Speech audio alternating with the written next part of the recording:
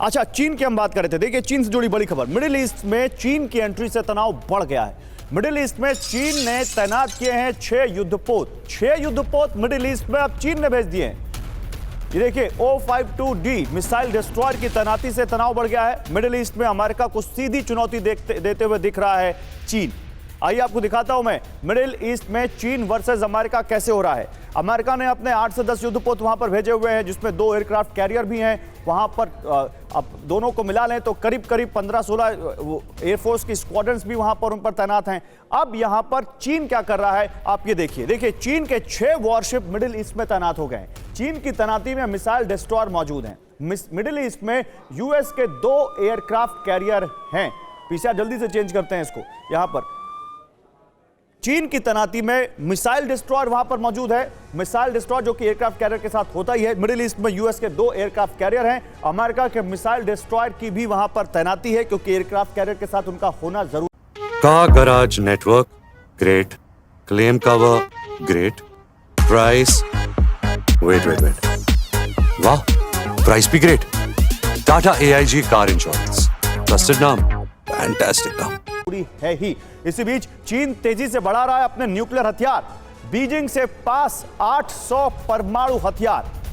Beijing के पास चीन अपने न्यूक्लियर हथियारों की संख्या लगातार बढ़ा रहा है। उसके पास फिलहाल 500 परमाणु हथियार हैं और 2030 तक उसके पास 1000 न्यूक्लियर वेपन होंगे। चीन की न्यूक्लियर सबमरीन की जद में अमेरिका, और यह कहना है पेंटागन की रिपोर्ट में यह बड़ा दावा किया गया है। तो चीन अपनी न्यूक्लियर पावर क्यों बढ़ा रहा है? चीन का मकसद क्या है? बीजिंग के पास 500 परमाणु हथियार। 2022 की तुलना में 25% उसके परमाणु हथियार बढ़ गए। 2030 तक चीन के पास 1000 न्यूक्लियर हथियार होंगे, यानी अगले 7 सालों में, अगले 10 सालों में तेजी से परमाणु हथियार बढ़ाएगा चीन। न्यूट्रॉन रिएक्टर्स का इस्तेमाल करेगा चीन। यह कौन कह रहा है? यह अमेरिकी रक्षा मुख्यालय कह रहा है, यानी चीन का सबसे बड़ा दुश्मन अमेरिका कह रहा है। इसी बीच दुनिया में परमाणु हथियार कितने, जल्दी से आपको यह भी बता देते हैं, क्योंकि दुनिया में परमाणु हथियारों की एक होड़ सी मची हुई है। सबसे ज्यादा परमाणु हथियार रूस के पास है 5899, अमेरिका के पास है 5224, चीन के पास अभी 500 है, फ्रांस के पास 300, भारत के पास 140 से 160। यह है peace research, international peace research institute का यह आंकड़ा। जनरल बख्शी, ये चीन की, पहले मैं मिडिल ईस्ट में जो तैनाती है उस पर आपका एक रिएक्शन चाहूंगा। मिडिल ईस्ट में चीन क्या मैसेज दे रहा है? ये साहब बहुत गंभीर मैसेज है, ये रियली सीरियस। पहली बार एक एक्स्ट्रा रीजनल पावर ने सीधे सीधे इसके अंदर एंट्री की है। और अगर जैसे आप बता रहे हैं 14 से 15 अमेरिकन शिप्स वहां पे है, तो चीन के भी 6 और 7 जो हैं डिस्ट्रॉयर्स और फ्लोटिल्ला पूरा वहां पहुंच गया है। याद रहे, जिबौती में चीन का बहुत भारी नेवल बेस है, जिससे वो फॉरवर्ड डिप्लॉयमेंट कर सकता है।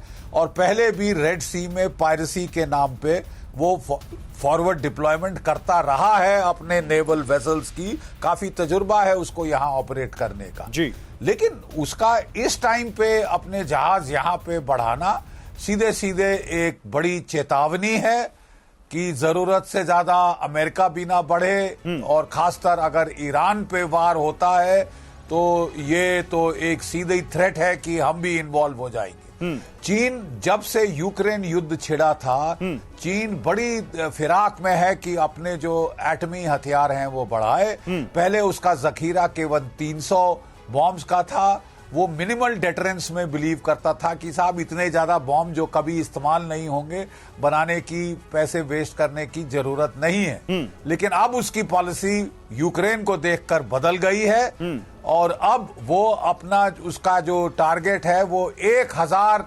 न्यूक्लियर वॉरहेड्स का टारगेट है। 500 तक वो ऑलरेडी आ गया है जी। अगले वो कुछ सालों में वो अपनी टारगेट के पर भी बात करेंगे कि आखिर इसके पीछे उसका मकसद क्या है। लेकिन मैं अभी आपके पास आऊं, उससे पहले एक और बड़ी खबर दिखाना चाहता हूं। अमेरिका से टेंशन के बीच चीन का बड़ा फैसला। दक्षिण चीन सागर में बैलिस्टिक मिसाइल की तैनाती, घातक DF-26 मिसाइल की तैनाती की गई है। 5000 किलोमीटर तक है DF-26 की रेंज। दक्षिण चीन सागर में भी लगातार, और आज तो एक ऐसी खबर आई जिसने बताया कि क्या दक्षिण चीन सागर में भी एक नया फ्रंट एक्टिव हो जाएगा, जहां फिलीपींस के एक शिप को अब चाइनीज बोट ने टक्कर मारी। हालांकि उस बारे में आपको बताएंगे। देखिए, खबर आ गई, दक्षिण चीन सागर में बड़ी हलचल हुई। फिलीपींस के जहाज को टक्कर मारी गई। चीनी कोस्ट गार्ड के शिप ने टक्कर मारी है। फिलीपींस ने चीन को चेतावनी दी, चीन की हरकत को गैर जिम्मेदाराना बताया। यह बताता है कि दक्षिण चीन सागर का फ्रंट, जो अभी दो फ्रंट एक्टिव हैं, एक यूक्रेन और एक इजराइल, उस समय जहां लोग भूलते जा रहे थे या ठंडा पड़ता दिख रहा था, चीन ने एक बार फिर से उसको गर्म कर दिया। चीन ने अपनी कारस्तानी से एक बार फिर साउथ चाइना सी की तरफ लोगों का रुख मोड़ दिया। ये विजुअल आप देख रहे हैं, ये जो सफेद वाला शिप देख रहे हैं 5203, ये एक्चुअली फिलीपींस का एक शिप है। और यहां पर जो छोटी वाली बोट आप सामने देख रहे हैं, दरअसल एक वेसल जो आप देख रहे हैं, ये चाइनीज वेसल है, जो वहां पर कोस्ट गार्ड्स की वेसल है और वो हिट करते हुए निकल रहे हैं। ये फिलीपींस के शिप को हिट करते हुए यहां पर चाइना के सैनिक निकल रहे हैं। जनरल बख्शी, एक छोटा सा कमेंट मुझे दीजिए, ये कितनी भड़काऊ बात है? छोटा सा कमेंट।